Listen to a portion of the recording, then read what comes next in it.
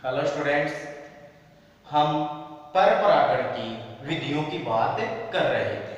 ठीक है, तो परपरागण की विधियों में हमने वायु द्वारा परागण पढ़ लिया था और जल द्वारा परागण पढ़ लिया था। ठीक है, तो पहला हमने पढ़ा था वायु द्वारा परागण, उसके बाद जल द्वारा परागण। आज हम देखेंगे एंटोमोफिली। एंटोमोफिली यानी कीट परागण। ठीक है, तो एंटोमोफिली किसको बोलेंगे?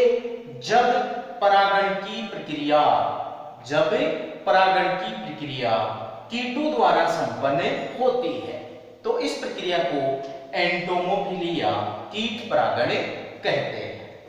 अब देखो, बहुत सारे कीट हैं जो परागण में क्या करते हैं? सहायता करते हैं। उनमें कुछ कीट हैं जैसे मधुमक्खी, पतंगा, तितली, बीटल। ठीक है, इसके अलावा बहुत सारे कीट हैं जो परागण में सहायता करते हैं, लेकिन आपको ध्यान क्या रखना है? मधुमक्खी यानी जो कीट परागण होता है, कुल कीट परागण में से 80% योगदान अकेला किसका होता है? मधुमक्खियों का। ठीक है, कुल कीट परागण में 80% योगदान मधुमक्खियों का होता है। अब देखो, ये जो कीट परागण है, कीट परागण मुख्य रूप से शोभाकारी पादपों में होता है। शोभाकारी पादप हम अपने घर बगीचे में लगाते हैं, उनमें मुख्यतः कौन सा परागण होता है?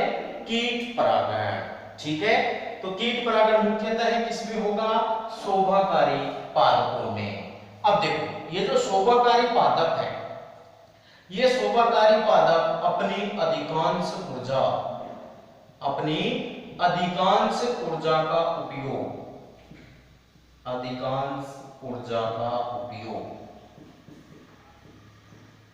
किसमें करेंगे? परागण में करते हैं। परागण में करते हैं। ये जो शोभाकारी पादप है, ये अपने आप को कीट परागण के लिए इस प्रकार अनुकूलित बनाते हैं कि अधिक से अधिक कीट उनकी ओर आकर्षित हो। अब अधिक से अधिक कीट आकर्षित हो मतलब ये अपने आप में अनुकूलन है, वो अनुकूलन उत्पन्न करते हैं। तो उन अनुकूलन के दौरान इनकी जो अधिकांश ऊर्जा है वो किसमें खर्च हो जाती है? परागण में। ठीक है, तो शोभाकारी पादप है, वो अपने अधिकांश ऊर्जा का उपयोग किसमें करते हैं? परागण में करते हैं। ठीक है, ताकि कीट इनकी ओर आकर्षित हो सके। अब देखो, जो कीट परागित पुष्प है उनमें कुछ विशेषताएं पाई जाती है। पुष्प कैसे होंगे? आकर्षक। कीट परागित पुष्प कैसे होंगे? आकर्षक,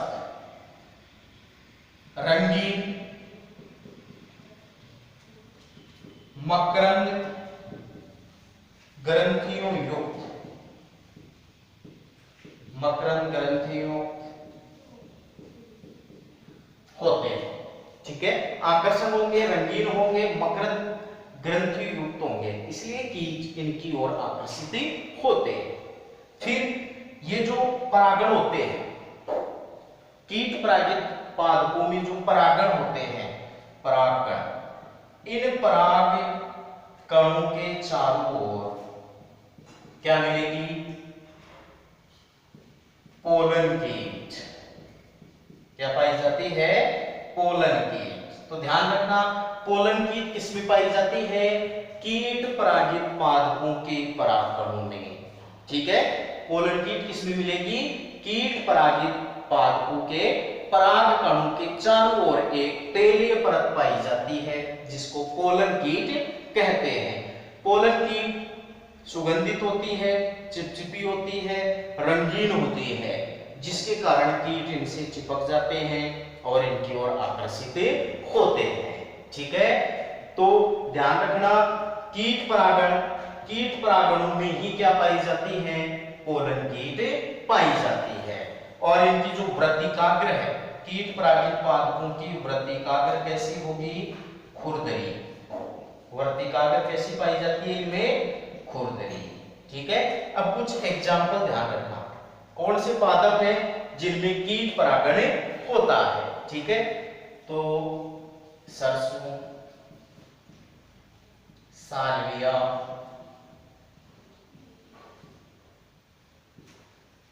ऑर्किड्स, सरसों है, सालविया है, ऑर्किड्स, आक, गुलाब,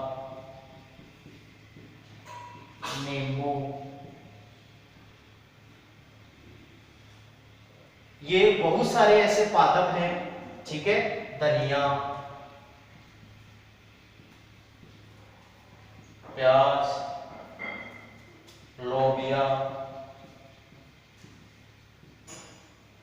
ये ऐसे पादप हैं जिनमें कीट परागण पाया जाता है, ठीक है।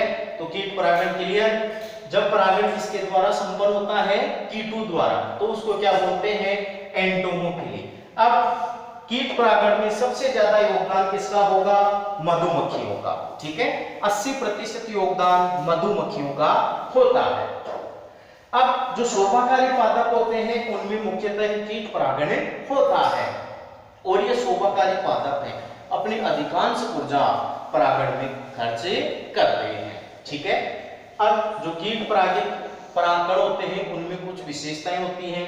क्या क्या विशेषताएं हैं, तो परागण कैसे होंगे, आकर्षक, रंगीन, मकरंद ग्रंथि युक्त होते हैं। परागणों पर पोलन कीट पाई जाती है, वर्तिकाग्र खुरदरी होती है, और ये पादप हैं जिनमें कीट परागण होता है, ठीक है। तो ये बात किसकी होगी, कीट परागण की, एंटोमोफिली या कीट परागण। अब इसके बाद पक्षी परागण, चौथा परागण की विधि कौन सी है, पक्षी परागण।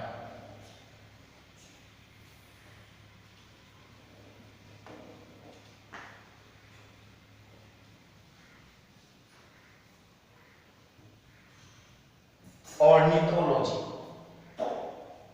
नंबर 4,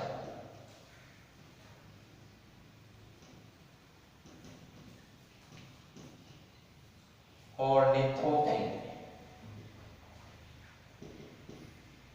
या पक्षी परागण।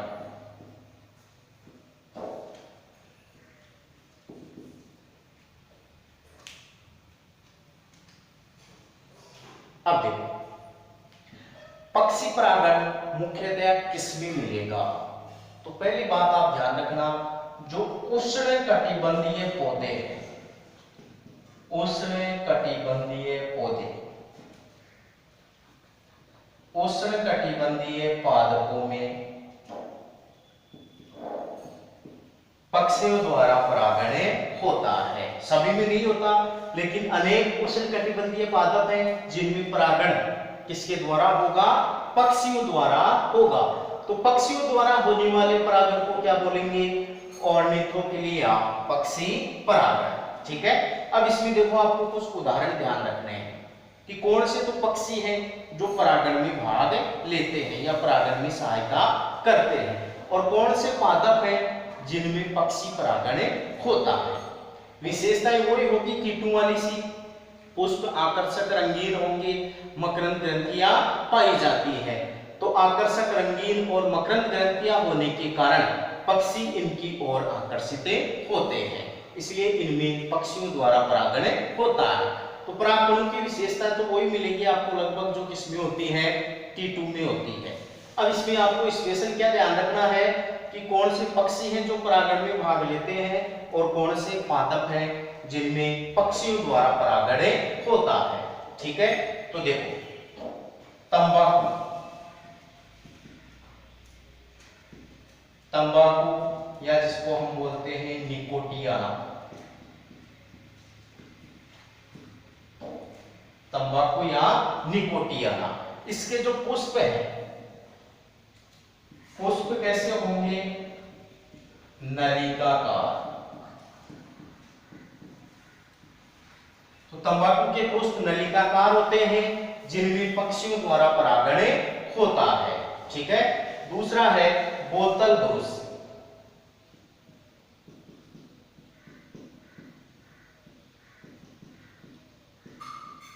बोतल ब्रुश, और इसको वैज्ञानिक नाम क्या है? कैलिस्टेमोन।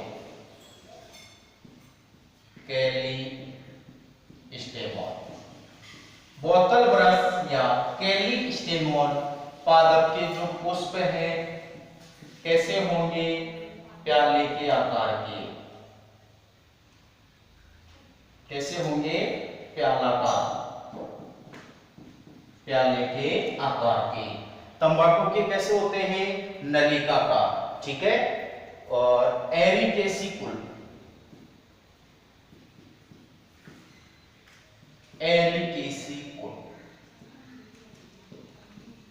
एरिकेसिकुल के जो पुष्प हैं वो कैसे होते हैं? कुंभाकार। कैसे होंगे? कुंभाकार।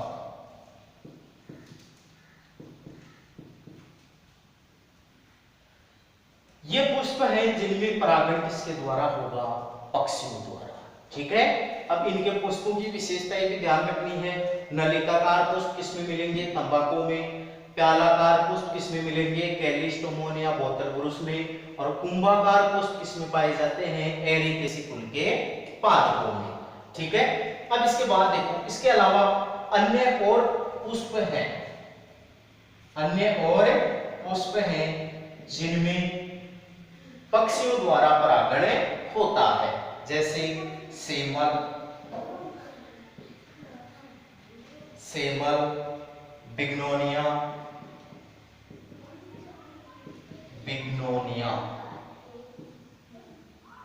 ठीक है। सेमल हो गया, बिग्नोनिया हो गया, पलास एरिथ्रीना, पलास हो गया और एक एरिथ्रीना,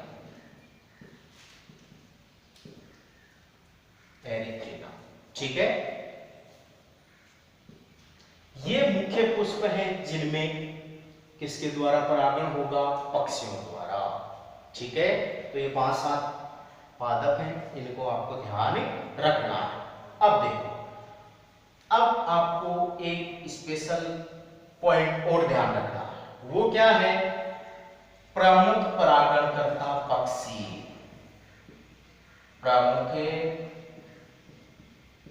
परागणकर्ता पक्षी यानी कौन से पक्षी हैं जो परागण में भाग लेते हैं, ठीक है। तो इसमें एक तो आप ध्यान रखना, हमिंग बर्ड का नाम सुना होगा, जिसको गुंजन पक्षी भी कहते हैं। हमिंग बर्ड या गुंजन पक्षी, इसको क्या बोलते हैं? हमिंग बर्ड, ठीक है। इसके बाद शक्करकोरा, सनबर्ड बोलते हैं जिसको, सनबर्ड या शक्करकोरा। और एक ध्यान रखना, नेक्टेरिना,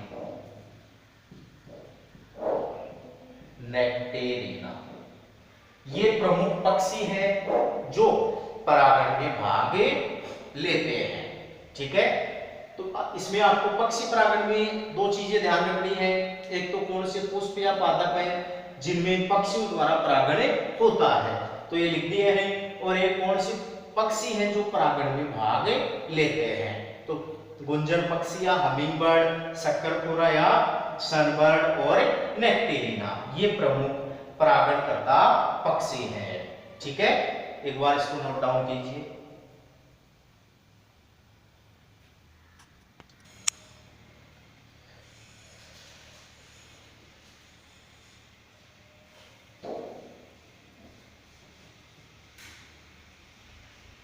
अब इसके बाद हम बात करेंगे चमगादड़ परागण, ठीक है। तो चमगादड़ भी क्या करते हैं? परागण में सहायता करते हैं। तो 5वां जो विधि है परागण की वो है चमगादड़ परागण। चमगादड़ परागण। अब देखो, चमगादड़ के बारे में आपको कुछ बातें ध्यान होनी चाहिए। क्या? चमगादड़ एक रात्रिचर प्राणी है। चमगादड़ कैसा प्राणी है? रात्रिचर प्राणी है। रात्रिचर का मतलब क्या है कि ये भोजन की खोज में रात्रि में सक्रिय होता है, दिन में ये भोजन के लिए निष्क्रिय रहता है, और जैसे ही रात्रि होती है रात्रि में क्या करता है, ये भोजन के लिए निकलता है। तो ये कैसा प्राणी हो गया, रात्रिचर। दूसरी बात, चमगादड़ एक स्तनधारी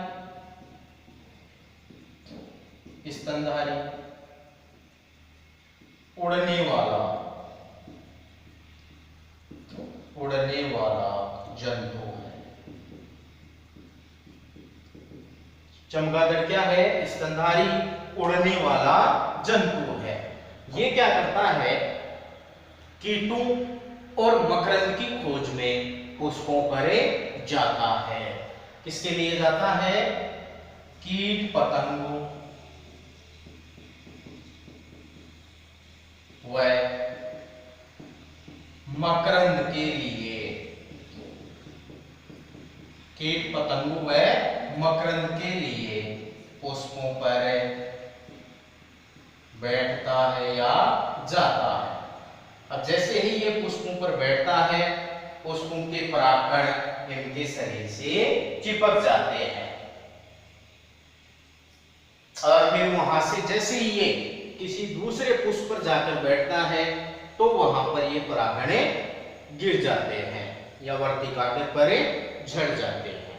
ठीक है, तो चमगादड़ रात्रिचर प्राणी है, उड़ने वाला स्तनधारी जंतु है। ये कीट पतंगों और मकरंद के लिए पुष्पों पर बैठता है। ठीक है, अब देखो, अब इस चमगादड़ द्वारा परागण किसमें होगा, उन पुष्पों में जिनमें मुख्यतः पुष्प रात्रि में खिलते हैं। ठीक है, तो रात्रिचर जो रात्रि में पुष्प खिलते हैं उनमें चमगादड़ द्वारा परागण की संभावना ज्यादा होती है।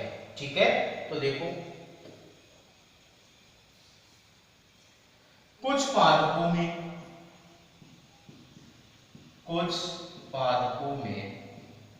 पुष्प रात्रि में खुलते हैं,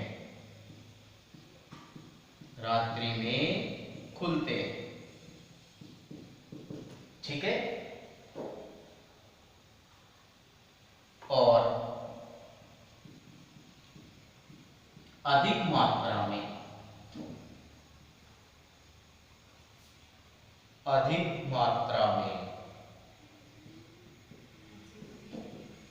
मकरंद स्रावित करते हैं, अब इस मकरंद के लिए कीट पुष्पों पर जाकर बैठते हैं, और ये जो चमगादड़ है उन कीटों को और मकरंद को खाने के लिए पुष्पों पर बैठता है। तो आपको क्या ध्यान रखना है, कौन से पादप हैं जिनमें चमगादड़ द्वारा परागण होता है, जो पुष्प रात्रि में खुलते हैं उनमें चमगादड़ द्वारा परागण होता है। एग्जाम्पल ध्यान रखना, कदम, जो कदम का वृक्ष होता है वो रात्रिचर यानी रात्रि में खुलता है और चमगादड़ द्वारा उसमें परागण होता है। एक है कचनार, कदम, कचनार, और एक और ध्यान रखना काइकेलिया।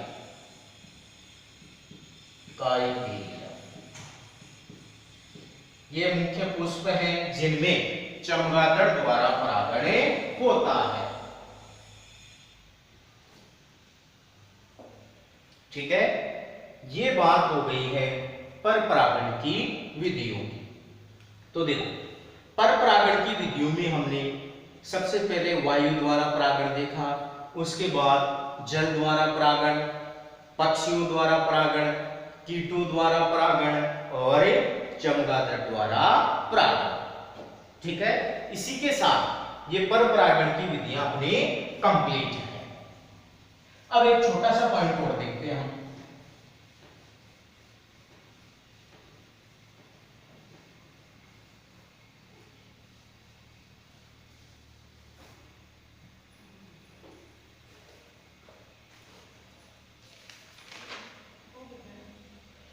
अब देखो, इसके बाद एक छोटा सा पॉइंट है असंगतता या अनिश्चितता।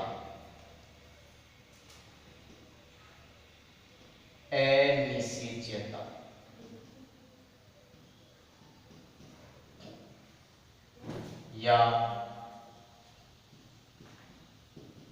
असंगतता।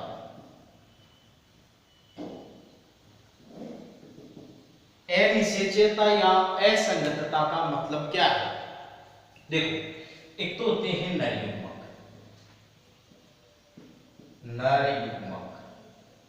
और एक होते हैं मादा युग्मक।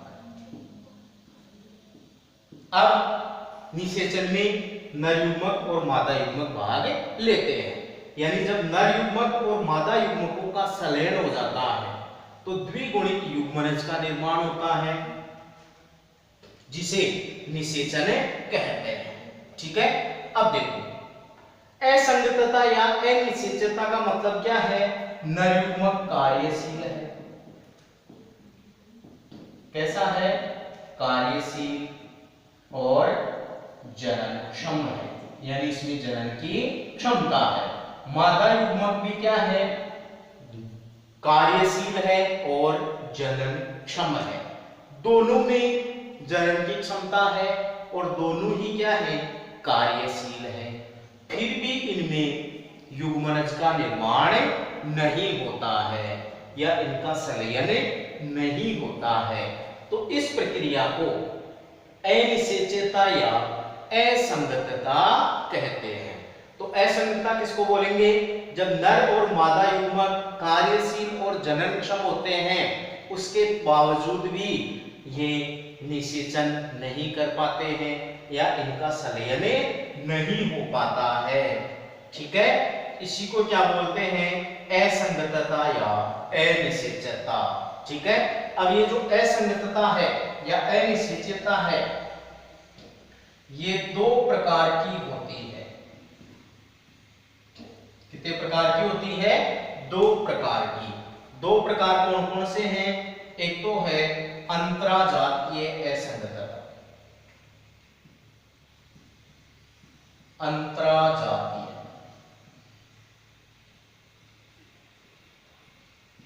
असंगतता।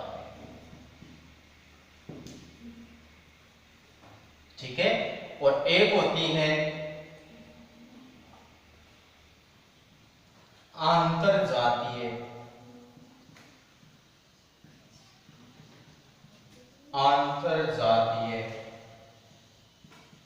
असंगतता। ठीक है, अब देखो, अंतरजातीय या अंतराजातीय असंगतता किसको बोलेंगे? जब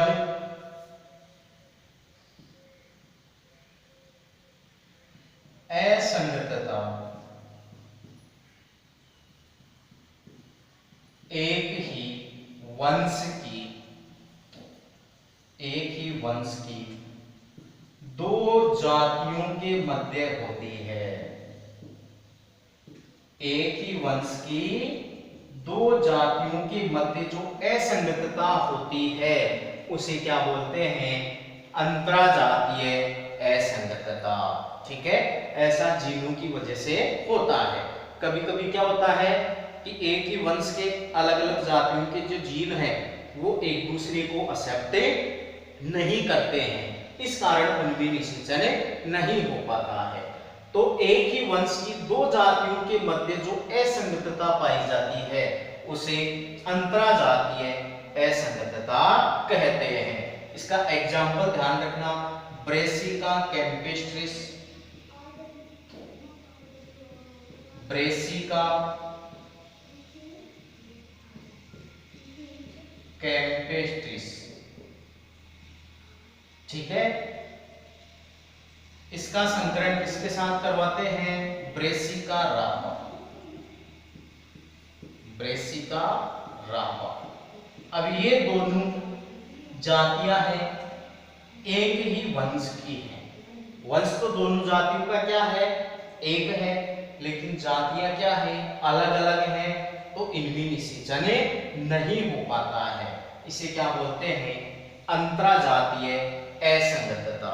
ठीक है, फिर है आंतरजातीय असंगतता। इसका मतलब है एक ही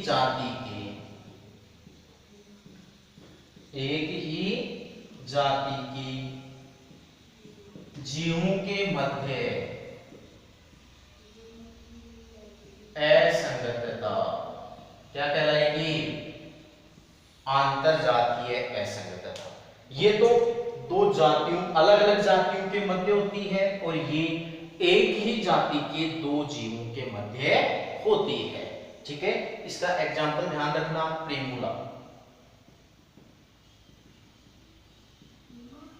प्रीमूला,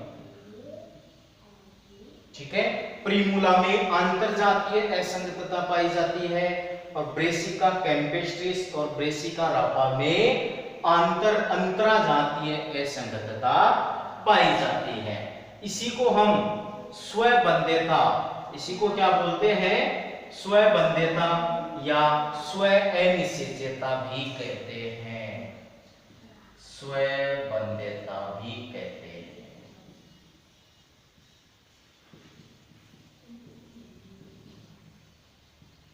ठीक है, तो हमने किसकी बात की है? अनिषेध्यता या असंगतता। तो असंगतता का मतलब क्या है? जब नर और मादा युग्मक कार्यशील और जननक्षम होते हैं फिर भी उनमें निषेचन सफल नहीं हो पाता है, तो इस प्रक्रिया को क्या बोलते हैं? असंगतता। अब ये जो असंगतता है दो प्रकार की होती है, एक तो अंतराजातीय और एक आंतरजातीय। अंतराजातीय यानी दो अलग अलग जातियों के मध्य निषेचन में जो विफलता होती है उसको क्या बोलते हैं? अंतराजातीय असंगतता। ठीक है, और आंतरजातीय यानी एक ही जाति के दो जीवों के मध्य निषेचन में जो विफलता होती है उसको क्या बोलते हैं? आंतरजातीय असंगतता। इसको स्वबंध्यता भी कहते हैं। उदाहरण इसका क्या होगा? प्रीमूला। तो ये एग्जांपल बहुत इंपॉर्टेंट है भाई। आंतरजातीय असंगतता किसमें मिलेगी? प्रीमूला में। ठीक है, इसी के साथ ये अपना जो टॉपिक था ये कंप्लीट हो गया है। अब अगले चैप्टर में हम निषेचन की प्रक्रिया देखेंगे। धन्यवाद।